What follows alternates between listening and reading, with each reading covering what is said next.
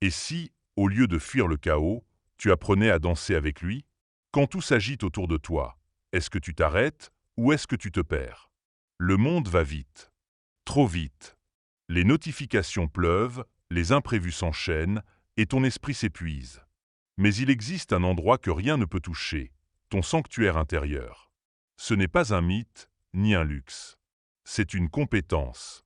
Aujourd'hui, tu vas découvrir comment cultiver ce calme, cet espace sacré, même au cœur des tempêtes. Et peut-être, enfin, respirer autrement. Tu ouvres les yeux. Le bruit commence avant même que tu bouges. Une alerte, une pensée intrusive, un rappel. Et ton esprit plonge dans la journée comme s'il était en guerre. Mais le chaos n'est pas ton ennemi. Il est un indicateur. Un message silencieux que ton corps et ton âme essaient de te faire entendre. Ralentis. Tu t'éloignes de toi. Ce tumulte extérieur, ce vacarme numérique, ces obligations, ces masques, ce ne sont que des vagues. Et toi, tu n'es pas une vague. Tu es l'océan. L'anecdote d'un ami me revient. En plein burn-out, il m'a dit un jour. J'ai compris que ce n'était pas le monde qui me pressait. C'était moi qui ne savais plus m'arrêter. Ce jour-là, il a pris un carnet. Il a écrit une seule phrase. Qu'est-ce qui est vraiment essentiel? Pose-toi cette question.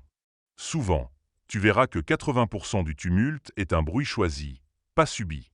Un trop-plein qu'on accepte sans le remettre en question. Le calme ne se trouve pas. Il se crée. Et il commence par une décision. Ne plus confondre agitation et mouvement. Quand tu regardes une tempête, souviens-toi. Au centre, il y a toujours l'œil. Silencieux. Imperturbable. C'est là que tu vis. Tout le reste est secondaire. La respiration. Tu le fais depuis ta naissance, sans y penser. Mais quand tout s'emballe, c'est elle qui te ramène à la vie. Dans le tumulte, tu cherches des solutions complexes. Mais parfois, il suffit d'un souffle. Un seul. Conscient, profond, présent. Inspire par le nez, lentement. Retiens. Expire par la bouche, longuement. Encore. Et encore. Tu viens de réinitialiser ton système nerveux. Ce n'est pas magique. C'est biologique. La respiration est le pont entre ton esprit et ton corps. Quand tu l'apprivoises, tu changes ton monde intérieur. Essaie cette méthode. 4 secondes d'inspiration, 4 secondes de pause, 4 secondes d'expiration, 4 secondes de pause. C'est simple, discret, et tu peux le faire n'importe où. Dans les transports, dans une file d'attente, entre deux rendez-vous. Tu n'as pas besoin de t'isoler dans une forêt pour retrouver le calme. Tu portes déjà avec toi le plus puissant des outils. Et pourtant, tu l'oublies. Comme si la simplicité n'était pas suffisante pour guérir. Ajoute un geste. Pose ta main sur ton cœur. Ferme les yeux. Dis-toi doucement. Je suis ici. Je suis en sécurité. Je suis vivant. Ce simple rituel crée un ancrage. Un signal à ton cerveau. Il n'y a pas d'urgence. Pas maintenant. Plus tu répètes cet acte, plus ton corps le reconnaît. Et un jour, sans y penser, tu respireras, et tout deviendra plus léger. Car dans chaque souffle, il y a une paix cachée. Et dans cette paix, un pouvoir que rien ni personne ne peut te voler. Respirer, c'est revenir à soi. Et revenir à soi, c'est se libérer. La lutte intérieure épuise. Résister à ce qui est, vouloir à tout prix que les choses soient autrement. C'est comme nager à contre-courant, sans fin, sans rive. Et si tu arrêtais? Pas par faiblesse, par sagesse. Accepter, ce n'est pas se résigner. C'est reconnaître que certaines choses échappent à ton contrôle. Et qu'y résister ne fait qu'amplifier la souffrance. Regarde un arbre sous la pluie. Il ne crie pas. Il ne se débat pas. Il ploie, il boit, il attend. Et puis, il refleurit.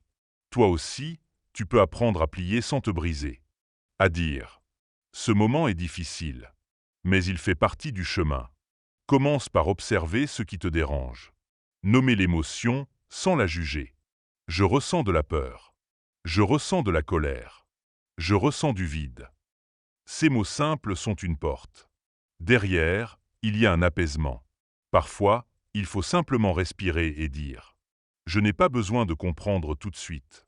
Je peux juste être là. Tu n'as pas à aimer ce que tu traverses. Mais tu peux apprendre à ne plus le fuir. Car plus tu fuis, plus tu te fragmentes. Et plus tu regardes, plus tu t'unifies. En acceptant, tu ouvres de l'espace. Et dans cet espace, il y a du calme. Et dans ce calme, des réponses, des ressources, de la clarté. Ce que tu fuis te poursuit. Ce que tu regardes en face te transforme. Ce que tu acceptes te libère. Et ce que tu libères te guérit. Le calme n'est pas une réaction. C'est un choix. Un positionnement intérieur. Un engagement silencieux envers toi-même. Tu n'attends plus que le monde se calme. Tu deviens le calme. Et pour ça, il ne suffit pas d'un moment de silence. Il faut une hygiène intérieure. Une discipline douce mais constante. Une forme de fidélité à toi-même. Commence par écouter ton corps. Chaque jour, offre-lui un mouvement conscient. Pas une performance. Juste quelques minutes où tu reviens en lui. Marcher, t'étirer, respirer. Crée aussi des bulles dans ta journée. Des micro-pauses. Une fenêtre ouverte. Un rayon de lumière sur ta peau. Un thé que tu bois lentement, en observant sans juger. Ces instants simples sont sacrés. Et surtout, protège ton esprit. Le monde t'envoie 1000 sollicitations. Tu n'as pas à tout absorber. Tu peux choisir ce que tu laisses entrer. Et c'est ceci. Chaque matin, pose une intention. Pas une tâche, pas un objectif. Une direction intérieure. Exemple. Aujourd'hui, je choisis de rester centré, peu importe ce qui m'arrive. Puis, le soir, célèbre. Même les petites choses. J'ai respiré au lieu de réagir. J'ai pris du recul. J'ai répondu avec calme. Ces détails sont des victoires. Et ces victoires te renforcent. Jour après jour, tu cultives une force douce. Une sérénité stable. Une paix qui ne dépend plus du monde extérieur. Quand tu choisis le calme, tu deviens inébranlable. Et ce calme devient ta plus grande puissance. Il y a en toi un espace que rien ne peut toucher. Pas le bruit, ni le stress, ni même la peur. Un endroit intact. Ancien. Silencieux. Ce lieu, tu ne l'as jamais perdu. Tu l'as juste oublié. Recouvert par les attentes, les obligations, les urgences. Mais il est là. Et il attend que tu y retournes. Tu n'as pas besoin de tout comprendre. Tu n'as pas besoin de tout guérir. Parfois, il suffit de t'asseoir, de fermer les yeux et d'écouter. Pas les pensées, pas les bruits, mais l'espace entre tout ça. Le vide, le silence. C'est là que réside ta force. Pas dans la résistance, mais dans l'ancrage. Le monde veut te faire croire que le pouvoir est dans le contrôle, la performance, la vitesse. Mais le vrai pouvoir, c'est la présence.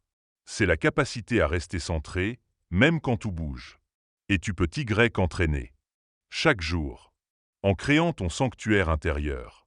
Une pensée paisible, une parole douce, une pause sacrée. Ce n'est pas égoïste. C'est essentiel. Car quand tu es calme, tu offres la paix à ceux qui t'entourent.